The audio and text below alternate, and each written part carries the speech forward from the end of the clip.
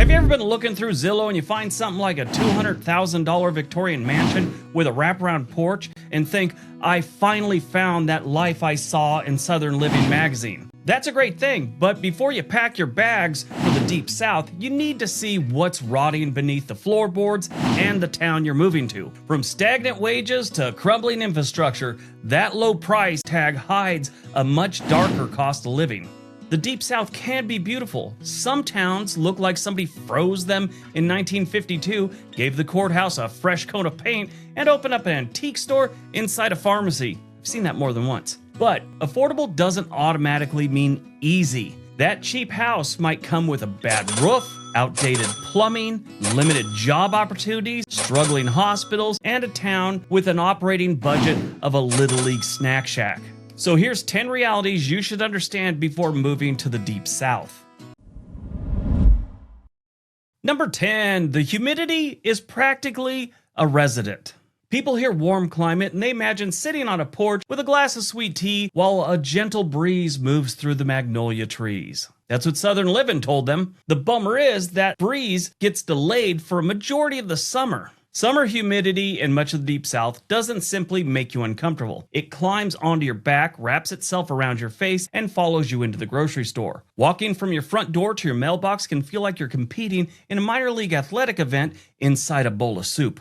The moisture also attacks the house. Mold, mildew, wood rot, termites, and foundation problems can turn that affordable historic home into an ongoing science experiment with a hotline to a handyman. Older homes were often built before modern insulation and moisture control, meaning your charming Victorian may be quietly decomposing while you admire the original woodwork. Air conditioning is not a luxury here. It is life support equipment. When it breaks in August, the repair technician suddenly becomes the most important person in your family.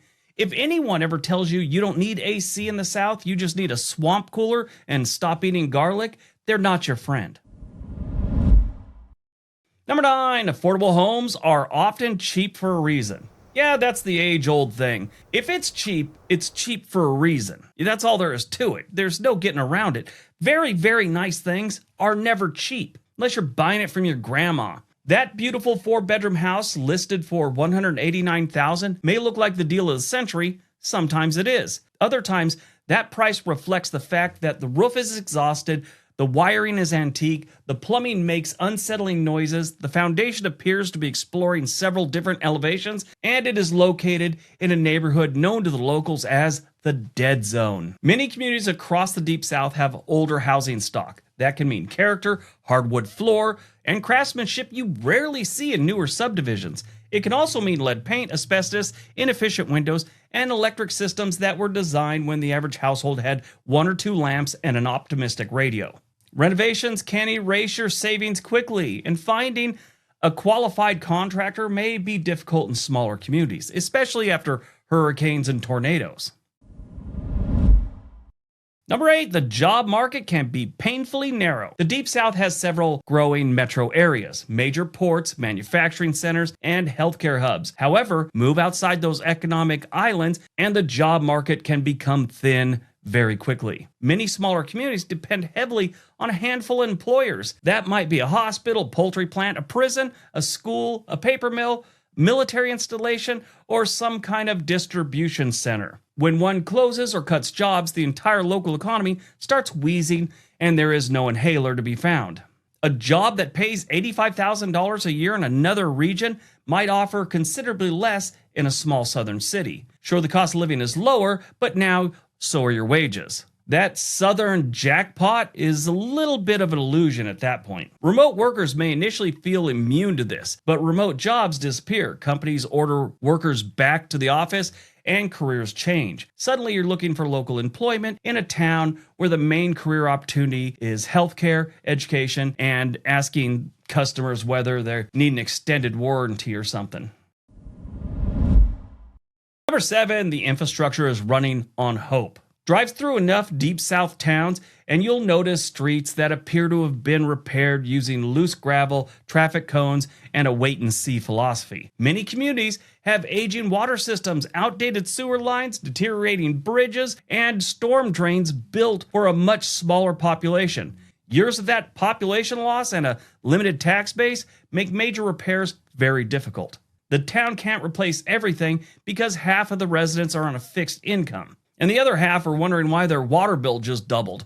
If you look at the rankings for the states with the worst infrastructure, they're all in the top 10. I'm talking Louisiana, Georgia, Alabama, Mississippi, South Carolina. And yes, those are the Deep South states. Florida is not one of them. But heavy rain can expose those weaknesses quickly. Roads flood, drainage systems back up, and potholes develop potholes of their own. In rural areas, internet service may be unreliable despite every provider insisting your address is covered. That right there is becoming less and less of a thing with the Starlink system. And, the old satellite systems were not fast at all. Even though they try and tell you they were, they suck, they were horrible. But the Starlink thing's pretty good. So that's less of a big deal these days, but there's still some upfront money. Power outages can also last longer outside the larger cities. When a storm knocks down trees across several counties, your utility company may need a little time to get things up and going again. Number 6, healthcare can be far away. Now, the Deep South contains excellent hospitals and major medical centers, especially around the city. The problem is, they may be 2 hours from that affordable town you bought your dream house in. This isn't just a problem in the Deep South. This is a problem in every single state, but the Deep South, it's a little bit more. Well, maybe not Rhode Island. I mean, that's so small. Healthcare's right down the road, no matter where you are. I watched one of those 60 Minutes or Dateline, whatever it was, a couple years back that did a thing on rural healthcare. And one town they were kind of profiling, the people would actually go to the local school to receive health care because they had a school nurse. Yeah, that was almost like the emergency room for them.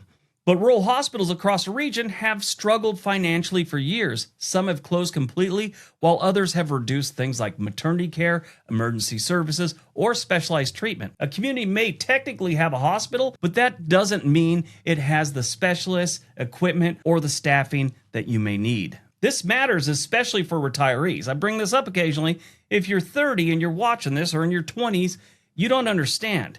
You think you're going to live forever at this point in your life. Get into your 50s a little bit and you'll start noticing you need to be near a good doctor or a hospital because shit happens. But in rural areas, response times can also be longer in remote areas. Volunteer emergency services do impressive work, but geography is geography. A peaceful county road becomes much less charming when you're waiting for medical help to travel 30 miles down it. Retirement affordability lose some of that sparkle when every doctor's appointment becomes a regional road trip. Number 5, extreme weather comes with a repair bill. Yes, Florida really knows this, but they're not in the Deep South. The Deep South doesn't have one weather problem. It has a rotating menu of things that make you say, oh shit. Coastal areas face the usual suspects: hurricanes, flooding, and rising insurance costs. Inland communities deal with tornadoes, severe thunderstorms, flash floods, and extended power outages. Even if your home is inexpensive, insurance may not be. Coverage can become complicated in hurricane-prone areas, especially when wind and flood damage require separate policies. Deductibles may be based on the percentage of the home's value rather than a simple dollar amount. Then there's the expenses insurance doesn't fully cover: tree removal, generators, roof repair, hotel stays, spoiled food, and missed work all add up. After a major storm, contractors are overwhelmed and building materials become harder to find, and oddly enough, their prices always seem to creep up. That wraparound porch looks wonderful until part of it is wrapped around your neighbor's truck. Number 4, isolation is not always peaceful. A quiet rural town can be just what the doctor ordered after suffering through years of congestion, noise, and crowded subdivisions. However, peace and isolation are not the same thing. In some parts of the Deep South, basic things can be surprisingly far away. Grocery stores, pharmacies, airports, entertainment, and medical specialists aren't just down the road anymore. My biological father lives in a little place called Chunky, Mississippi. And I grew up in the Southern California area most of my life, but I go back to visit him. And if we were going to the store, it was an all-day event because that was like a 45-minute drive. That's how far out in the sticks he lived, right on the Chunky River. Obviously, in rural areas, public transportation is limited or non-existent, making having a car a must-have. Social isolation can also become a problem. Small communities have few gathering places beyond churches, schools, local restaurants maybe, and high school sporting events. That works well if that's your kind of thing. It becomes more difficult when it's not. Number 3, Southern hospitality has conditions. Southern hospitality is real. Strangers may wave, neighbors may bring you food, and people will call you sir, ma'am, honey, or something else that makes you feel either welcomed or approximately 115 years old. But friendliness is not always the same as acceptance. Many small communities have deep family networks and social circles built in over generations. People may be polite while still viewing you as an outsider for years after you arrive. Your neighbor may bring you a casserole, ask about your family, and then identify you as the new guy from Ohio until roughly 2047. Religion, politics, family reputation, and local history can carry more social weight than newcomers expect. The church you attend, the people you know, and the family you married into can influence how quickly doors open for you. This doesn't mean every Southern community is closed-minded or unfriendly. Larger cities, college towns, and growing suburbs can be quite diverse, but in smaller places, social life may come with an invisible seating chart, and your name is currently written in pencil near the kitchen.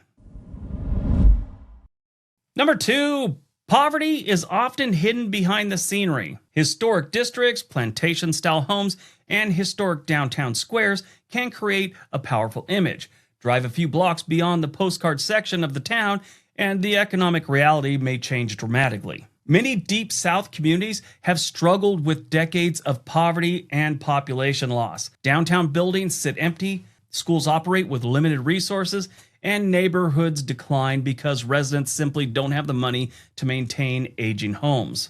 Low property values are not always an opportunity. Sometimes they reflect weak demand, fewer buyers, and little expectation of future growth. Real estate is only an investment when somebody eventually wants to buy it from you. Economic inequality can be especially visible because beautiful restored neighborhoods may sit close to areas with abandoned properties, deteriorating roads, and limited access to jobs or healthcare. The town square may look ready for a movie. Unfortunately, 3 streets over, it looks like the movie ran out of funding. All right, before we get to number 1, if you're thinking about moving to the South or anywhere in the United States, there's a link for Home and Money in the description area below.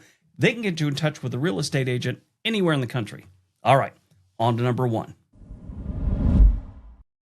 And number 1, the low cost of living and the high personal price. This is the biggest issue because it connects everything else. Moving to the Deep South can reduce your housing expenses. You may get more land, a larger home, and lower everyday costs than you'd find in coastal or fast-growing metro areas. For the right person, that trade can absolutely work. Some newcomers thrive. They enjoy slower living, close-knit communities, outdoor spaces, and a culture where people still talk to each other in checkout lines. Others discover that they didn't actually want a slower lifestyle. They wanted their current lifestyle with a cheaper mortgage. That's not the same thing. The $200,000 Victorian mansion we talked about earlier can still be a dream. Just remember, the purchase price is only the cover charge. The actual bill arrives later when you get that creeping suspicion that your charming little town stopped economically evolving sometime during the first season of The Dukes of Hazzard. The Deep South is not one place, and it's not automatically a bad place to live. Atlanta is not rural Mississippi. Charleston is not inland Alabama. New Orleans appears to exist in its own separate dimension, to tell you the truth. But before you move, spend more than a weekend there. Visit in August. Check the hospitals. Research insurance. Test the internet. Look at employment options and drive around beyond the historic district. Most importantly, ask yourself whether you truly want a different way of life or whether you're just temporarily hypnotized by a porch swing and a real estate listing with suspiciously dramatic photographs. All right, everyone. If you like that video, you're going to love this one. It's about towns paying you to move there. Everyone have a great day. Be nice to each other.